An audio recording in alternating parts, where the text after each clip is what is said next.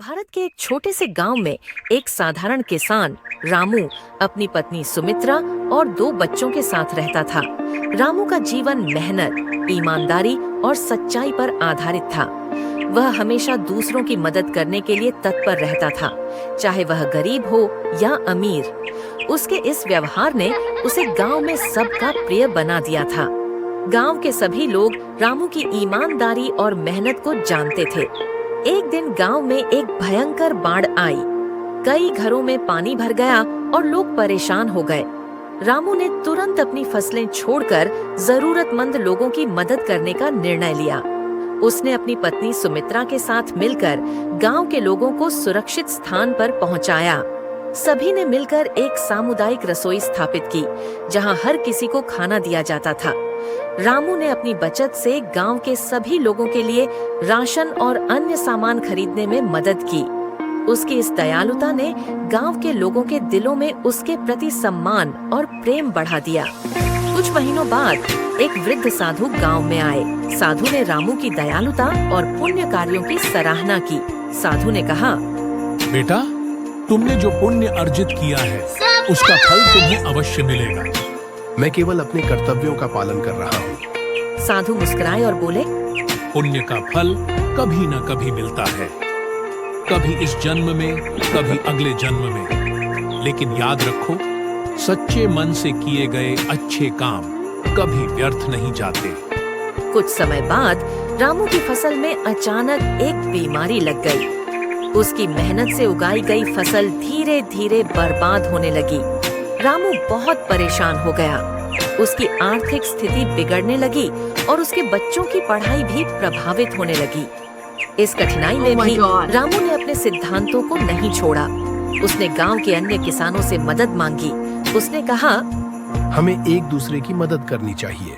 अगर हम मिलकर काम करेंगे तो हम इस कठिनाई से बाहर निकल सकते हैं। गांव के लोग उसके इस जज्बे से प्रेरित हुए और उन्होंने मिलकर रामू की फसल को बचाने के लिए प्रयास किए। उनकी एकता और सहयोग ने रामू को और भी मजबूत बनाया। कुछ दिनों बाद गांव में फिर से एक साधु आए। उन्होंने गांव के लोगों की एकता और रामू की मेहनत देखी। साधु ने कहा, तुम सब ने मिलकर जो किया है वह अद्भुत है। मैं तुम्हें एक विशेष वरदान देना चाहता हूँ। साधु ने रामू से कहा, तुम्हारी ईमानदारी और पुण्य का फल तुम्हें एक चमत्कार के रूप में मिलेगा। रामू को साधु की बातें सुनकर आश्चर्य हुआ। साधु ने एक जादुई फल का बगीचा दिखाया, जिसमें फल बहुत सुंदर और चमकदार थे। साधु ने कहा, इन फलों में अद्भुत शक्ति है। जो भी इन फलों का सेवन करेगा उसे सुख और समृद्धि मिलेगी। रामू ने अपने परिवार के साथ मिलकर उन फलों का सेवन किया।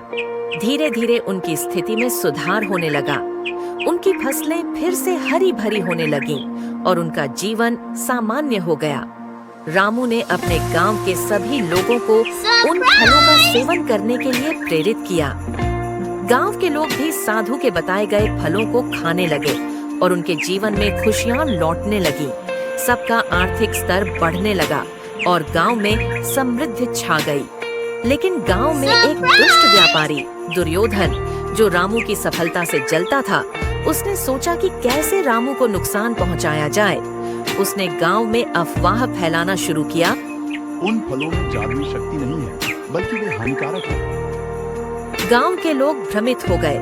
कुछ लोग तो दुर्योधन की बातों पर विश्वास करने लगे।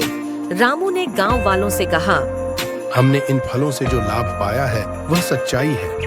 हमें एकता में रहना चाहिए और किसी की बातों में नहीं आना चाहिए। रामू ने ठान लिया कि वह दुर्योधन की साजिश को बेनकाब करेगा। उसने गांव के सभी लोगों को एकत्र किया और साधु को बुलाने का निर्णय लिया। साधु जब गांव आए तो उन्होंने सभी को समझाया कि सच्चा पुण्य और सच्चाई हमेशा विजयी होते हैं। साधु ने गांव वालों को बताया, जो लोग दुर्योधन की बातों में आए हैं उन्हें अपनी गलती का एहसास करना चाहिए। Oh my God! उन फलों का सेवन सच्चे मन से किया गया है और उनका असर अद्भुत है। गांव वालों ने अपनी गलती स्वीकार की और फिर से उन फलों का सेवन करना शुरू किया। दुर्योधन की चालें विफल हो गईं और गांव में खुशहाली लौट आई। साल भर के बाद गांव में एक मेले का आयोजन हुआ। मेले में रामू को पुरस्कार मिला, जिसमें उसे सबसे अच्छा किसान का खिताब दिया गया।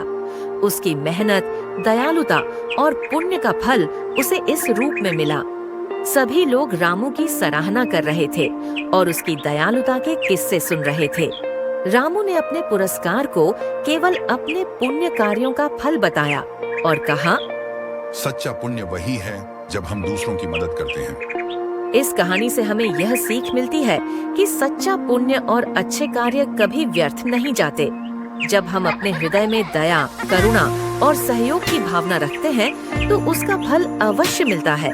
रामू की कहानी हमें सिखाती है कि जीवन में कठिनाइयाँ आएंगी, लेकिन अगर हम सच्चाई और ईमानदारी के रास्ते पर चलें, तो अंततः विजय हमारी ही होगी। पुण्य का फल सिर्फ हमारे लिए नहीं, बल्कि समाज के लिए भी महत्वपूर्ण है। जब हम मिलकर काम करते हैं और दूसरों की मदद करते हैं, तो समाज में एकता और भाईचारा बढ़ता है। यह कहानी न केवल रामू की है, बल्कि हर उस व्यक्ति